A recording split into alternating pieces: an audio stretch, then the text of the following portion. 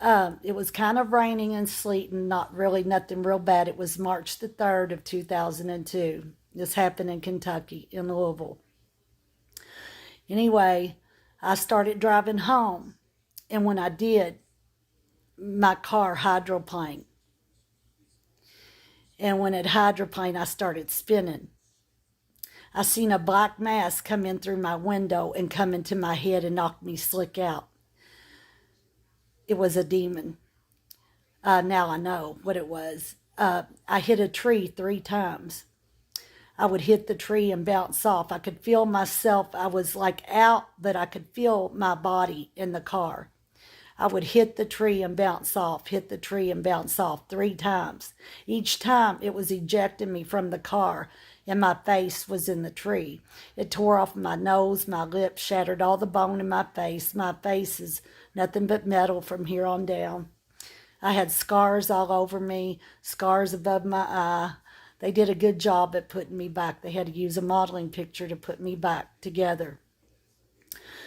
Well, I kept dying on them. I kept losing blood and dying and dying. Well, I went in and I died the 17th time. My mother's pastor was in the room with me and held my hand during all surgeries. I heard him screaming to the doctors before I went out, before I died the 17th time. I said, she's going to live. And I was under medication and all. I could hear this. I don't know if I was partly out of my body or if I came out, if I had already died and I was hearing him, is what I think it was. But I heard him saying, I said to keep working. The Lord told me she's going to live. She's not going to die. Keep working. The doctors were throwing their clipboards in the floor and taking their hats off and throwing them their scrub hats and saying they worked so hard on me and I was a beautiful girl and they were so sorry they couldn't do no more for me. I come up out of my body and I started floating. I was floating over my body. I felt no pain, no nothing. I was looking down at myself. And I was thinking, what are they, crying about? What, my mom's pastor is here. And why is he crying? He was over top of me and I could see he did have some blood on his clothes, like laying where he was laying over top of me. I could see some blood on his shirt. He had on a white shirt. I was like, oh my gosh, who is that? I didn't recognize it was me because my face was so mangled in the bandages and I was on life support. My lungs had collapsed. I had a trach, a feeding tube, colostomy bag for 3 years. I was sent home to die. Anyway, I come up out of my body and I started noticing their scrub hats and then putting them back on their heads, the ones that had threw them down, for slamming their hats on the floor, taking them off their head and just like throwing them, like because they worked so hard on me and they were, just in disbelief that they kept bringing me back. And this time I just died. I was dead for like, I think 27 minutes. 27 minutes it was on my paper. I have proof of all this. Anyway, I started noticing on their caps like bullfrogs, Harley Davidsons, and some of them had like graffiti of God, godly things on their cap and crosses and Jesus saves, things like that. And I thought those are neat caps. I paid great attention to their caps. Well, I started floating around. The lights started blinking off in the room, and they kind of looked around. They blinked on about 3 times. They come back on, and I just kind of looked at them all, and just thinking, wow, that must be me laying there. But how can I be out of my body? Well, when I started thinking that, I started drifting into a light. It was a bright light. And then I started going into a gray light and it started getting darker. And I didn't feel my body moving. It felt like the light was moving, like I was traveling in the light. And it started getting grayer and darker and darker and darker till I got pitch black and I couldn't see. Wherever I was going, I finally landed like on my feet. I could feel myself on solid ground. And I could feel my body, but I didn't feel no pain. It was like I was alive. I was alive. Um, I looked around in this place, and I looked straight ahead. There was an iron, black wrought iron gate with a gigantic keyhole where an old key would go into it, but there were no keys. And I looked through the wrought iron gates. There was a spiral staircase that went up, and it said the sign up above, in through that them iron gates, them black wrought iron gates, said, "Welcome to the gates of hell," in blood curdling letters, like in a lithography kind of, but it looked like they were bleeding down the way they were written. I looked up to this spiral staircase. I was outside of the gate. Something, a force, started sucking me through the gate, and I was pulling myself back with my hands up in the air like I didn't want to go.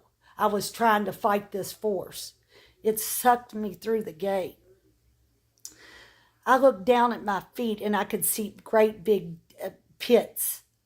I could smell decaying flesh and bodies and death all around me. The most pungent smells I ever smelled in my life. I looked down at the ground, and these demons, what I know now are demons, these scaly reptile-looking beings with long tails with pointed razors on the end of their tails and all the way down. Their eyes were slanted upward like this in a point, and they were blood red, far red, and their ears were at points that stuck straight up, and they had scales all over their bodies, and they kept popping up, and as this force was sucking me through the wrought iron gate, their tails were wrapping around my legs and cutting my legs. I could feel the pain. It sucked me up to this spiraling staircase, and I looked, and there were doors, like big metal doors, and the walls, there were no walls. It was just a dark gray matter. I get up to the first door, and it opens, and I heard wailing and gnashing of teeth. I heard people crying, and the door opens a little wider, and it shuts in my face, like, am I going to do it? Will I do it? That kind of thing, like playing with me. Well, it starts sucking me up to the second door, and it opens up the same way as the first door did. I seen 3 doors there, but the spiral staircase kept going up. I believe the reason why I seen the 3 doors was for my sins, the 3rd level of hell I was going to. I come to the second door, and it did the same thing, and I heard the same thing. I get up to the 3rd door, and it slams. It opens up and slams. I heard the same thing of the wailing and crying and save me and help me. And, I didn't know nobody's voice, but I heard people. And I was so scared. Couldn't think to pray. I couldn't do nothing. And then I started thinking, God, why am I here? Why? Please help me. I was like saying, help me in my mind. I couldn't speak. I could only think it in my mind. All of a sudden, at that 3rd door, I flew off that step. I didn't go back down the spiral staircase, like walk down or anything. I started going back into a light. This white, the light was, it was dark. It was still dark. It was real black, and then it starts getting grayer, lighter gray. And then I go back into this bright white light. And I come back into my body. And when I did, it felt like a 10-ton house landed on me. It was the worst pain I ever felt in my life. The worst pain. I asked my pastor later on why I felt all that pain coming back in my body. He said that I was experiencing birth pains. I was being born again, and it made sense to me. This is kind of hard, you all. I come back into my body, and the machines just started working, started breathing.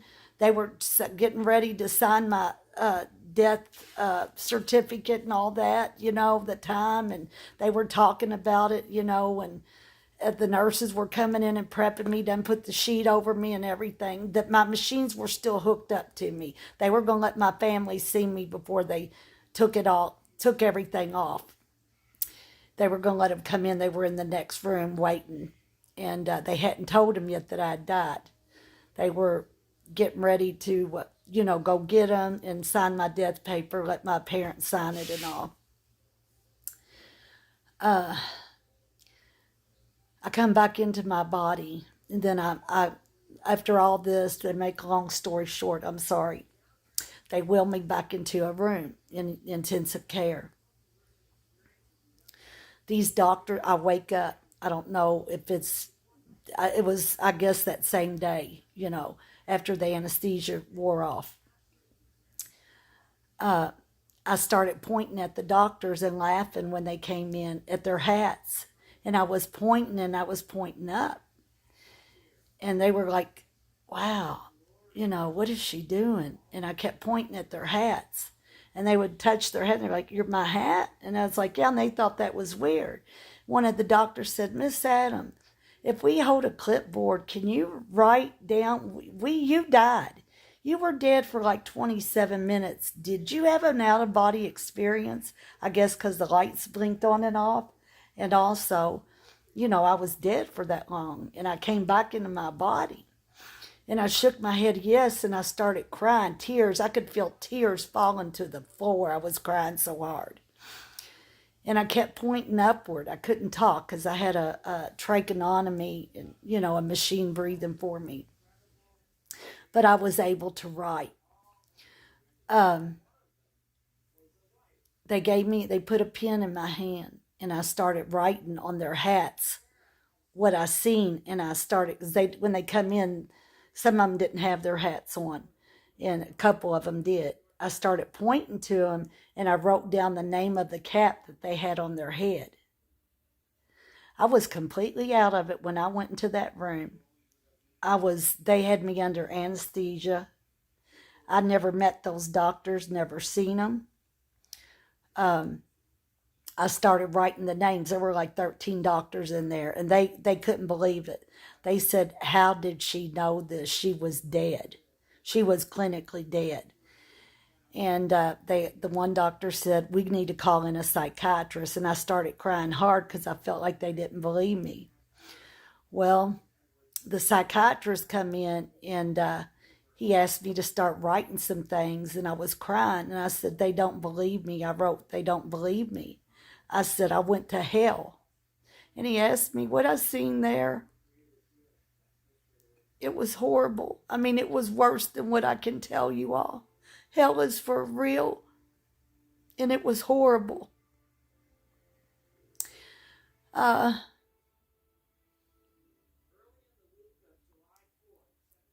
was awful. But anyway, I hate to think back about this, but I know somebody needs to hear this. I have to find somebody. I need to let people hear my story. My mother always told me to give my testimony, and this happened in 2002. And since I found my calling, I found God. I'm a Christian, and I know my calling. I know what it is. But anyway, this doctor believed me. He said these doctors were wanting him to put me on medication because they thought that the brain injury I suffered from the frontal and back lobe was really messing with my brain. But I could think normal. My brain wasn't messing with me at all, for what they didn't know. The psychiatrist told him, look, I'm not putting her on no medication. I have people that go through things like this every day, and I hear this all day. He said, she is not crazy. She truly had an out-of-body experience, and I believe what she's telling me. He said, now, good day, gentlemen. He said, I've got things to do and people to see. He walked out of that room, and I never seen him again. To make a long story short, they sent me home, and I still couldn't walk or talk. They said I'd never walk or talk again.